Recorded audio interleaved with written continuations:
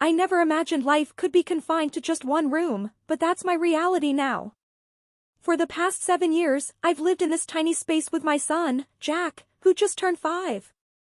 It's hard to explain what life is like here. Jack knows nothing of the world outside these 4 walls. To him, room is the entire universe. There's a bed we share, a wardrobe where I tuck him away at night to protect him, a skylight that barely offers a glimpse of the outside, and a few basic things like a toilet and a makeshift kitchen.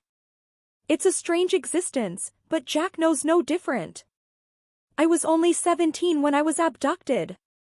A man I know only as Old Nick lured me into his truck with some lie, and I've been here ever since. He comes by almost every night, bringing supplies, sometimes food, sometimes not enough. At first, I would cry and beg for him to let me go, but that only seemed to anger him. Over time, I realized the only way to survive was to adapt, to endure. Then Jack came into my life, a result of the abuse I've suffered at the hands of Old Nick. I never planned to raise a child in captivity, but when Jack was born, he became my reason for staying alive. He saved me in a way, gave me something to hold on to, someone to love. I've worked hard to create a world for him in here. I made room seem like the only place that exists, that everything on TV is fantasy, aliens and planets we can never touch. Jack believes this, and in some ways, it protects him. Our daily routine is simple but essential.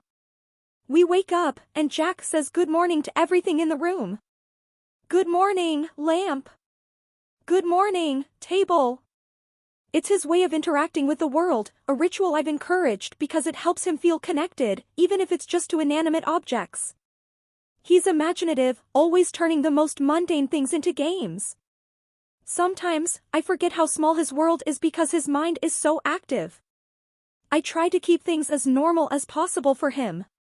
For his 5th birthday, I managed to scrape together ingredients for a cake. It wasn't much, just a lumpy mess of flour and water. He was excited at first, but his face fell when he realized there were no candles. It broke my heart to explain that we couldn't ask Old Nick for them because we can only request necessities. Jack doesn't understand why we have to live like this, why there are limits to what we can have. But that's my job as his mother, to soften the blows, to make the impossible seem normal. At night, I always put Jack to bed in the wardrobe. It's our routine, a way to protect him from seeing Old Nick. I don't want him to know what really happens when Old Nick visits. Jack knows something is wrong, he feels the tension.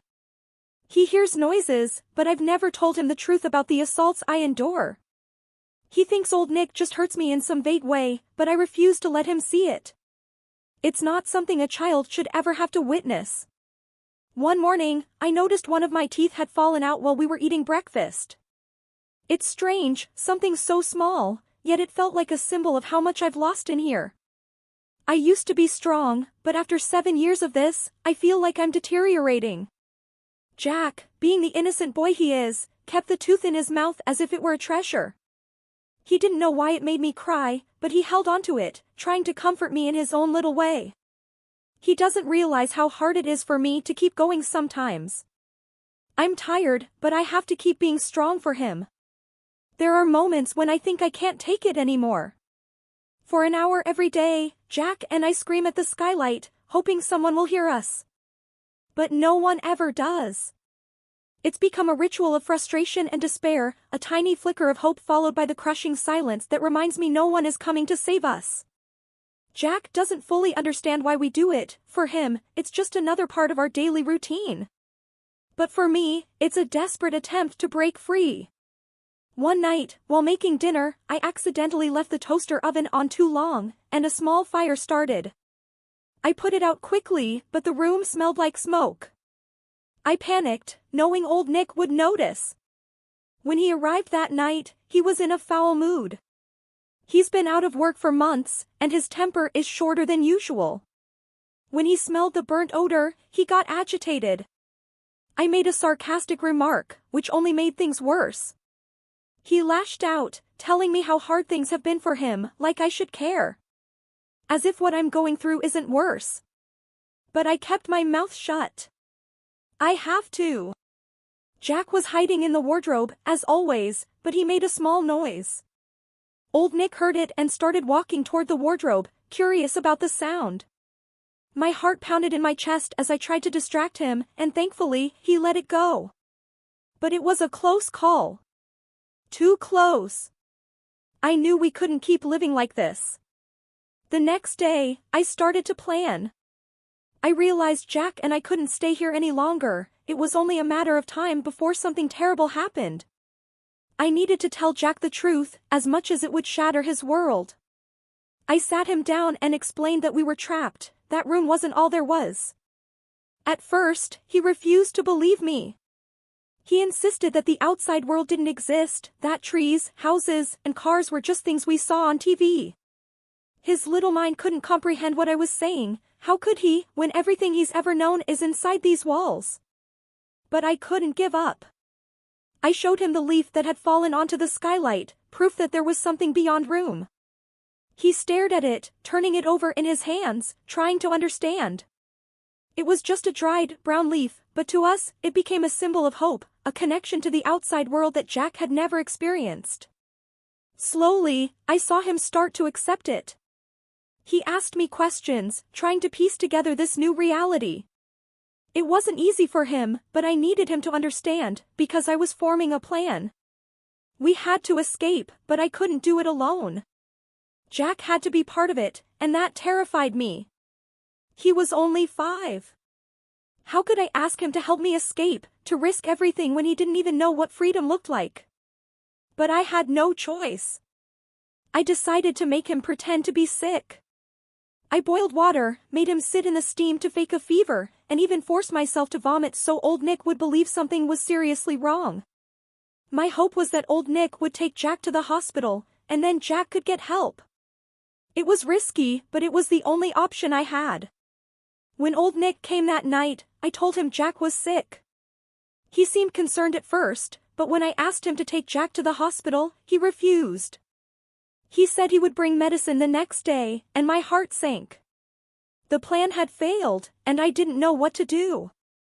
I felt like I was losing control, but I couldn't let Jack see my fear. We had to keep going. After the failed attempt to fake Jack's illness, I knew I needed a new plan.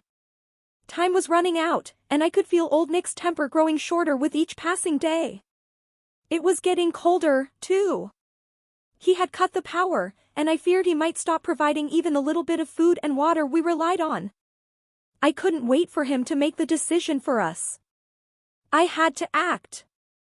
I realized that if Old Nick wouldn't take Jack out of room while he was sick, there was only one other way. I had to make him believe Jack was dead. The thought terrified me. How could I ask my 5-year-old son to fake his own death? But I had no choice. It was the only way we could escape. I explained the plan to Jack, and it was hard for him to understand. He was scared, and I was asking him to do something impossible, to trust me completely, even though he didn't fully grasp why. But Jack is braver than anyone knows. He agreed to do it. The plan was simple, but dangerous. I would wrap Jack up in the rug, pretending that he had died. I taught him how to unroll himself from the rug once Old Nick took him outside. The hardest part was making Jack understand that he needed to stay completely still, no matter what, until he was out of room. It was a huge responsibility to put on such a small child, but I knew he could do it. I had to believe that he could do it. The night Old Nick came, I was shaking inside, but I couldn't let it show. I wrapped Jack in the rug, just as we had practiced, and told Old Nick that Jack had died in his sleep. I kept my voice steady, even though I was terrified. I had to convince him. Old Nick looked suspicious at first, but after a moment of hesitation, he bought it. He picked up Jack's body, rolled up in the rug, and carried him outside to his truck. It was the longest few minutes of my life, waiting, hoping that Jack remembered everything, that he would unroll himself and run for help. I stayed behind, trapped in room, with nothing to do but wait. I can't describe the fear I felt in that moment, fear for Jack's safety, fear that the plan wouldn't work, fear that I would never see my son again. But I had to have faith that Jack would get away, that he would find someone who could help us. It felt like hours before I heard the sound of sirens. At first, I didn't believe it, it seemed too good to be true. But then I heard voices, real voices, not just the ones in my head. The door opened, and for the first time in 7 years, I saw people other than old Nick. The police had come. Jack had done it. He had escaped, just as we had planned. The moment they opened the door and I stepped out of room, it was like I was stepping into another world. The air felt different, the sky looked impossibly vast. I could hardly process it. I was overwhelmed by everything, the sounds, the lights, the sheer openness of it all. It felt like I was drowning in a sea of sensations. But at the same time, I was free. Jack and I were free. The police took us to a hospital. Jack was there, safe, but scared. He had never been outside before. For him, everything was new and frightening, the bright lights, the people, the noise. I could see how confused he was, how he didn't understand what was happening.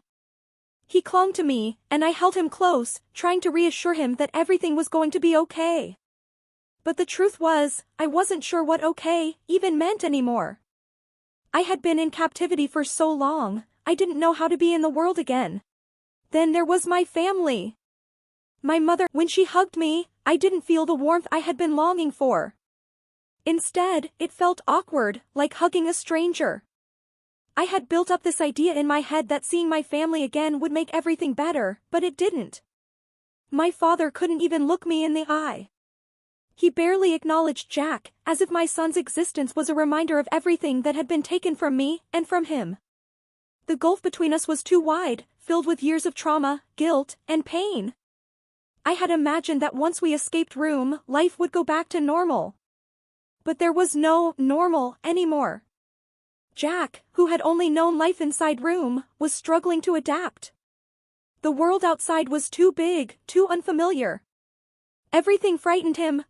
He clung to me even more tightly than before, as if he believed I could protect him from this overwhelming new reality. At first, I tried to shelter him, to ease him into this new world. But that wasn't what he needed. Jack needed to explore, to learn, to discover the world for himself. I had to let go, but that was easier said than done. Every time he ventured too far from my side, panic gripped my chest. What if something happened to him? What if he was taken again? My own recovery was just as difficult. I had spent 7 years in that room, isolated from the world. Stepping back into society felt like stepping into a different planet. People looked at me with a mixture of sympathy and curiosity, as if I were some sort of spectacle. I wanted to scream at them, to tell them that I was still me, that I hadn't become this broken shell of a person. But the truth was, I was broken. Room had taken more from me than I was willing to admit. There were moments when I wished we had never escaped. It sounds awful, I know, but life in room had a strange kind of simplicity. Yes, it was a prison, but at least it was familiar. Out here, everything was so uncertain, so complicated. I felt lost. Jack, however, started to blossom. He made friends with the neighbors' children, began to ask questions about the world around him. His curiosity and resilience amazed me. He was so much stronger than I had given him credit for. In some ways, I realized he had adapted to the outside world faster than I had. But I was still haunted by old Nick, even though he was arrested. Every shadow, every unfamiliar face sent shivers down my spine. I couldn't sleep, plagued by nightmares of being taken back, of Jack being hurt. Therapy helped, but it didn't erase the fear. It's something I still live with every day. Slowly, though, we began to heal. The bond between Jack and me grew stronger. We started to build a life, one day at a time. It wasn't easy, and some days were harder than others. But for the first time in 7 years, we had hope. Room no longer defined us. It was a part of our past, but it didn't have to control our future. Jack's laughter, his curiosity, his joy, that's what I held on to. He reminded me every day that we were survivors, not victims. And that, no matter how hard it got, we would make it through. Thanks for watching. If you enjoyed the video, don't forget to give it a like and subscribe for more content like this. Hit the notification bell so you never miss an update. And if you're ready for the next story, go ahead and click on the next video. See you there.